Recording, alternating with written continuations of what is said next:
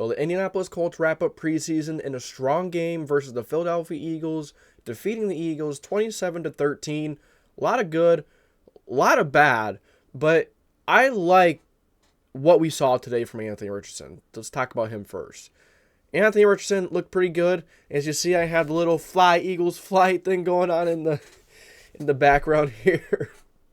That was great. That was great. He is quietly becoming a great trash talker. I'm not sure who said it on Twitter, but he wore the Super Bowl that they won against the Bears. He won that Super Bowl jacket versus the Bears in preseason. Then he did the fly Eagles fly thing yesterday. So Anthony Richardson quietly becoming a trash talker, but I'm here for it. I love it. He's a young kid, all the confidence in the world, and you can see it in the pocket. This leads us to our first positives about Anthony Richardson.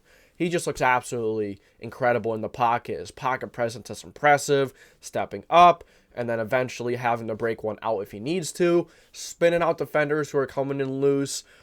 So many things that we would never see from a Colts quarterback, that we've never seen it from a Colts quarterback. I mean, we've seen some athletic plays from Andrew Luck, but not athletic plays like Anthony Richardson. And Carson Wentz too, but just not like Anthony Richardson. Anthony Richardson is just... The dude is just on a different level when it comes to athletic ability. He's one of the most athletic quarterbacks that come in the NFL of all time. Look at his RAS score. If you're not sure what the RAS score is, the RAS scale measures how athletic a player is, speed, agility, strength, and Anthony Richardson was damn near perfect, if not. I don't remember if he was, but I remember he was damn near perfect. So, he looked pretty good, stepping up, making some big plays, running for first downs a couple of times, 15 yards here and there. We saw a lot of really good from Anthony Richardson, but we also saw a few overthrows. The ball slipped out of his hands once. It happens once in a while. It's okay. Move on. Don't make that a habit. But one thing I noticed is that he hasn't fumbled. I don't think he's fumbled once in preseason, which is pretty important because we see a lot of young quarterbacks who like to run a lot. A lot of young quarterbacks in general come in and they fumble a lot. They throw a lot of interceptions. Well, he didn't play much. He only played about a half and a quarter. He only played one quarter in Buffalo. So he hasn't played much yet, but he only has one turnover. Or no, did he fumble once? No, I don't even think he fumbled once. He did throw one pick, and it was a pretty bad interception. But yesterday, you look at his completion percentage. It's not great. It's like 6 for 17. But you did have Kylan Granson drop one. You did have Alec Pierce drop one. Alec Pierce, by the way, having a pretty bad preseason so far. Can't lie. I mean, he's had a few passes here and there. He's just dropping stuff. Maybe he's not used to Anthony Richardson's fastballs, or he's just, game jitters, trying to get back into it. But Alec Pierce is supposed to be that playmaker for us. He's supposed to be that deep threat, the guy to go down the field and make some big plays. But he's been dropping the football. He hasn't been playing very well. So Alec Pierce better pick it up, because I was hyping him up, and I'm gonna look pretty idiotic. I'm gonna look pretty stupid if he doesn't look too good. So I'm gonna take it. I'm gonna have to. I have no other choice. I was hyping him up. I was really excited, and it's only preseason. Hopefully, these problems don't carry into the regular season. But I mean, if you're dropping them preseason versus not even starting cornerbacks, there was one throw. It's a really tough throw to make, but I mean, he could have, if he had his hands on it, he could have had his hands out there, but it seemed like he tried to catch it with his body, which if he tried to catch that ball with his hands, he probably would have caught it. But I'm truly, and then you had the game in Buffalo where he dropped the deep pass, Anthony Richardson, beautiful, right in the bucket, dropped it. Those aren't easy catches to make, but those are catches you have to make in the NFL. You have to. And Pierce has been disappointing. Speaking of receivers have looked pretty good. Can't complain. Pittman's looked good. Josh Downs has had a really good preseason. He did drop a ball, but I mean, at the end of the day, it's a drop. He was open, but there was a defender. He was about to get crushed by two guys, and I think he saw that, and that kind of got into his head a little bit. Which, if you're gonna be running over the middle, you're gonna take hits. You do have to make those catches, because you're gonna be taking those hits over the middle of the field. But I get it. It's a tough catch, but I mean, I'm not gonna fault him too much. But at the end of the day, he was there. It went through his hands, so he has some fault. Absolutely. Just wondering, some of these guys, more so Alec Pierce is really struggling with The ball coming to him so quickly, playing with Matt Ryan last year and he played with Desmond Ridder at Cincinnati. Maybe the ball hasn't been coming out as quick. Definitely not as much velocity and power as Anthony Richardson's throws. So maybe, the throws are getting there a little too fast for him. But you know what? If you turn around and the ball is right there, you got to catch it. That's the NFL. The ball is going to be on its way before you turn around. With AR, it's going to be there right as you turn around and look back. So you have to make that catch, though. Those are kind of, routine plays in the NFL. And, he's got to get better with that. He's got to get better with just catching the football. Isaiah McKenzie's looked good. Who else? I like Brashad Perryman. I've been thinking Amari Rodgers looked really good throughout preseason. He had a nice catch yesterday. Nice little catch, nice little contested catch for a first down. And Ty Montgomery has looked really good. He's listed as one of the last receivers, number 84. He caught a lot of passes, towards the end of the game. It seemed like he has good hands. I don't think he's going to make the roster. Maybe they'll find a special teams role for him, considering Ashton Doolin's out. They may be able to. I'd like to see Ty Montgomery find a way to make the roster. I think he's got a shot to maybe be a decent player. Maybe he can play some running back, receiver. He's looked pretty good all preseason. Juwan Winfrey seems like he was out there with the starters pretty often. So pretty happy about that. Who else? Let's look. We have Pittman, Pierce, Downs, McKenzie, Mike Strawn. We didn't see any Mike Strawn, but I think that's it for receivers. And tight ends, I really want to talk about Kylan Granson. Granson has had himself a preseason in which I think he should be tight end 1. I know I've said I like Jelani Woods, and I'm really pumped up for him, and I think he could be a great tight end.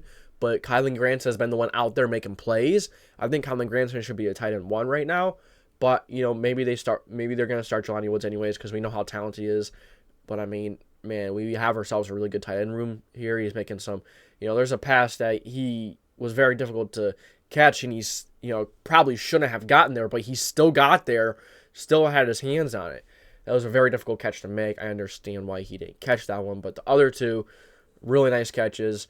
Kylan Granson really earning himself a lot of playing time this preseason, and rightfully so. He's been pretty impressive. I'm happy with Alec Pierce. I'm happy with Kylan Granson. I'm not happy with Alec Pierce, especially with me hyping him up. I'm really going to be eating crap after this one, am I? Oh, well. So, Alec Pierce, Kylan Granson, Downs has looked good. That's really it. Offensive line, yeah, we're still going through the offense. Offensive line looked better. The running game was much better. I thought Evan Hull looked good. I think Deion Jackson has looked good throughout preseason when the offensive line has actually been able to make holes for them. We saw this Colts offensive line really opening up some holes, which we better against a backup defensive line in Philly because they weren't playing any of their starters. You better be opening up some holes, and they really did. And Evan Hull was making some nice plays, nice runs. And you know what? They weren't, that's what's really going to help with the run game is Anthony Richardson. He hasn't ran a lot in preseason, hasn't played a lot either. He ran twice in the first game. He ran a lot more versus Philly. But you could tell he wants to throw the football. He's not one of those guys. He's just and another thing I want to mention is he saw a blitz coming. I think it was early on in the game. Saw a blitz coming, called an audible, and whipped it to the outside. That was a great play there for Anthony Richardson. I really like to see that. Called the audible, threw the out route, completed it, and it was a first down. And Philly was blitzing, and he knew it. Impressive play. So let's not forget that everything's very vanilla. Everything gets a lot more complicated when the regular season comes around, and defenses get much more complicated to read. Offenses get much more complicated to run, to play, to execute. So we're going to see how he does it in regular season when everything is really amped up. Now, I think Shane Steichen is not going to throw a bunch of really complicated stuff at him. I'm expecting a really heavy RPO offense. In college, I think he took 98% of his snaps in shotgun, gun, not under center. So that's something that he's probably going to be a very RPO heavy offense with, 1 or 2 reads, option for him to run or to hand it off to the running back. And eventually you're going to add stuff on, keep on making it more complicated, which that's how I think it's going to go. That's how I think Shane Steichen is going to try and develop him. He's got a long way to go. He has a lot of he needs experience, but he has shown a lot of positive with a lot of negative, but I think he's shown a lot more positive than we thought we would see immediately. His deep ball has been very good. It's been very consistent. Although there was one time he overthrew Pittman, but, his deep ball has been pretty good, pretty consistent, training camp, practice, and preseason. So I'm impressed with him. But the running game has been much better. Also want to mention the offensive line depth. Also, Quentin Nelson, the beginning of that game, man, false start and a holding penalty. Negated 2 big plays. The first thing didn't happen. Second time, I think AR ran for it, and it was negated because of Quentin Nelson's holding penalty. Got to get that figured out. You're best player on the offense. It's preseason. I don't want to see that in the regular season. Get it out of your system now, please. $20 million a year for a guard. You better not be pulling that bullcrap in regular season. Better not be.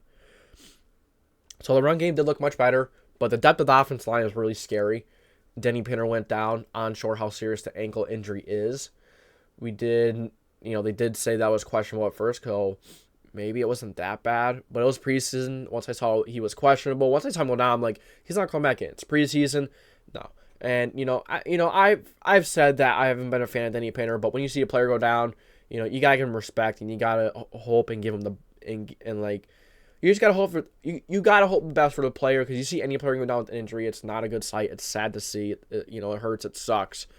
But at the end of the day, the offensive line depth is not very good. Hopefully, Denny Pinner can get healthy. If he was questionable to return that game, I just expect him to come back because it was preseason, that kind of stuff. But if he was just questionable, not listed as out right away, then that's a good sign that it's maybe not too serious. Maybe it's an ankle sprain. Maybe it was just a roll-up. So, depth of the offensive line really needs to be addressed. It is pretty bad. Dan Skipper is not very good. Arlington Hambright, not very good. We've seen the depth of this offensive line when they have tried to run the ball. Absolutely no room at all, and that's against 2s and 3s. So imagine what some of these guys would look like against 1s, some of the best in the league. Yeah, I don't even want to think about it. So the defense. Let's move over to the defense. The defense has some good, has some bad. Looking pretty good in the front 7, honestly. Not bad at all. I like how, when we see the middle of that defensive line, incredible. Buckner, Stewart. Also, we've been seeing a lot of good from Eric Johnson this preseason. Haven't seen a lot of Adetamua on the edge. We have Deo Adangbo really coming into his own, which I really like to see. Deo Adangbo out of Vanderbilt. Big guy. Came out with the Achilles, I believe it was an Achilles tear. Was out most of that year. He was healthy last year, but he's still maybe rehabbing, trying to get back to 100%. Takes a long time to come back from a serious injury like that. And, ultimately, in preseason, very impressive. The way he's coming off the edge, the way he's, bringing a lot of pressure off that edge, being electric off the edge. I really liked what I've seen from Deo. Otherwise, on the other side of the defense line, I think it's still figured out. Hopefully, Kwity Paye can make that jump. I don't think he played much. I don't know. I didn't really notice if he played. Guess that's not a good or bad thing.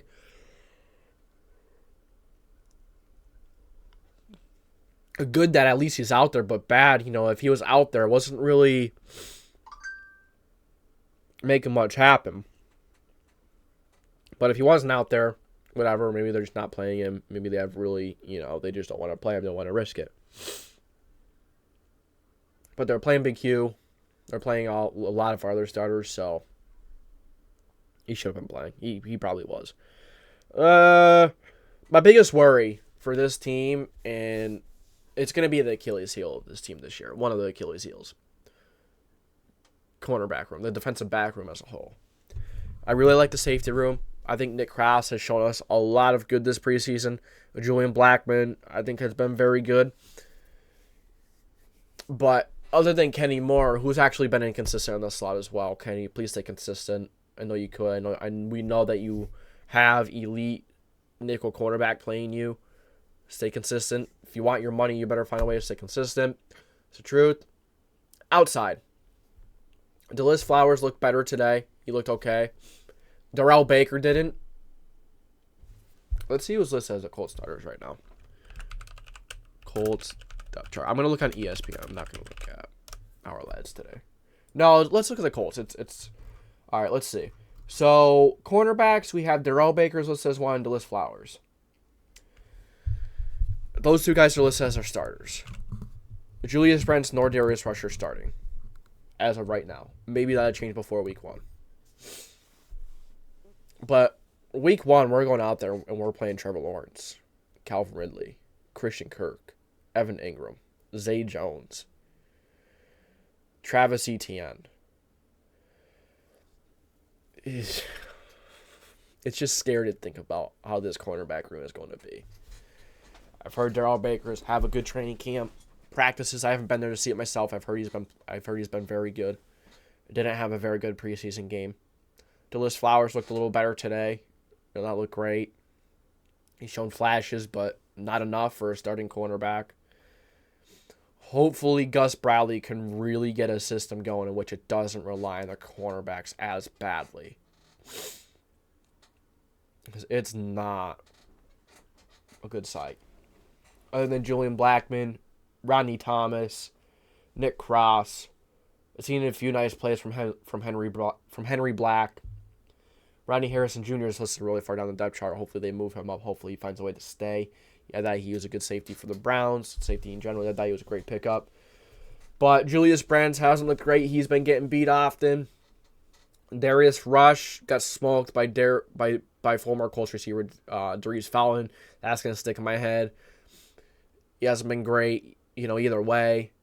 Jalen Jones, when he's out there, he's been all right, but he's playing against 3s, 4s, 5s, 6s, 7s, 8s, every receiver.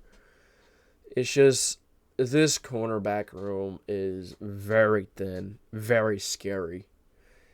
And if this defensive line does not get wild pressure, which they probably are not, hopefully Dale can really come alive on the edge and be consistent throughout the year. Hopefully Kwity Paye can really take his pass rush to the next level. Hopefully Grover Stewart can.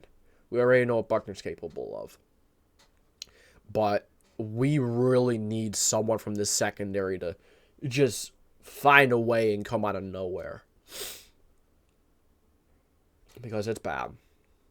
It's really bad. That Stephon Gilmore trade, not looking too good right now. Hopefully they pick someone off of cuts. That's what I'm hoping. They pick someone up off of cuts. A veteran. Someone that is somewhat capable of playing some kind of cornerback with some kind of experience. Not saying these guys aren't capable. But I mean, they have no experience. They haven't shown they're capable. They just haven't shown anything. I'm scared about the secondary. Any NFL quarterback that gets time in that backfield, going to have no problem. No problem whatsoever. Linebackers, really like how the linebackers looked. I should have talked about them when I was talking about the front seven in general. E.J. Speed, Zaire Franklin have looked great. Jojo Dolman looked good when he's out there. Who else? Grant Stewart. Grant Stewart has killed it this preseason. He's going to make the team. He's going to be a special teamer. He's going to be... Let's see where he is. Good linebacker. He's pretty far. He's listed as a third will linebacker, which is a weak side linebacker. Will. He's listed behind Shaq Leonard, E.J. Speed, and Grant... Shaq Leonard and E.J. Speed. Middle linebackers, Zaire Franklin, Sigu... I don't know who that is. Sigurd Alubi. Alubai. Cameron McRone is the third linebacker. At the Sam, you have E.J. Speed, Cameron McRone, Jojo Dolman. I think Dolman should be a little higher. But honestly, dude, this linebacker room is really good. And Grant Stewart's going to make the team because he's a special teamer as well. Very good special teamer, very good open field tackler, just flies to the football, and that is why he's a great special teamer. Last but not least, I want to talk about the special teams. The special teams has been sneakily bad this preseason. They've allowed a lot of kick returns. First game to miss a few extra points, miss a few field goals. Matt Gay did too. Not just a backup kicker. It was Matt Gay making mistakes, missing field goals, missing extra points. Is the loss of Bubba Ventrone really that serious? You know, the guy we have now, he's probably a step down. Bubba Ventrone was incredible. He had the special teams playing at such a high level, such a high energy level. It was incredible. You saw him on the sideline, how wild he was, how excited he got, how much emotion he showed. It's sad to see him go. And we've seen it this preseason. But I really hope that that this special teams issue, these issues do not trickle into the regular season. If they do, the defense isn't going to be good already. They're going to be put in bad spots constantly. I apologize. My eyes are absolutely killing me. My allergies, I'm snuffly. I apologize for that, but yeah, that's all I got for you today. Thank you guys for tuning into the JDW Sports Talk Show, where every fan is welcome. I would like to shout out our members. Do I not have our members thing here? No, I don't. But yeah, I would like to shout out our members, Marshman Gunner and Red the Rat. Thank you for being members. Thank you for further supporting the show. I appreciate you guys from the bottom of my heart. Really do. You know, the more you give, the more you get. You know, that's kind of how this thing works. Don't ever feel like you have to become a member, though. You don't have to be a member to be a part of this community, to be a part of the empire. But if you do become a member, you're supporting the show a little extra. You're giving a little extra. And when you do, you get a little extra back. It's just how it goes. Just like these shout-outs, eventually next season, if we have enough members, at least 10, we're going to do a fantasy football league, and that one will have rewards. But we will do 2. The one with the members will have awards. The one without members probably would just be for fun. One with members would be serious. We'll make it, competitive. We'll really throw some rules in there. So that's all I got from you guys today. Thank you for tuning into the JDW Sports Talk Show, where every fan is welcome. It's JDW Sports Talk Show. Signing off.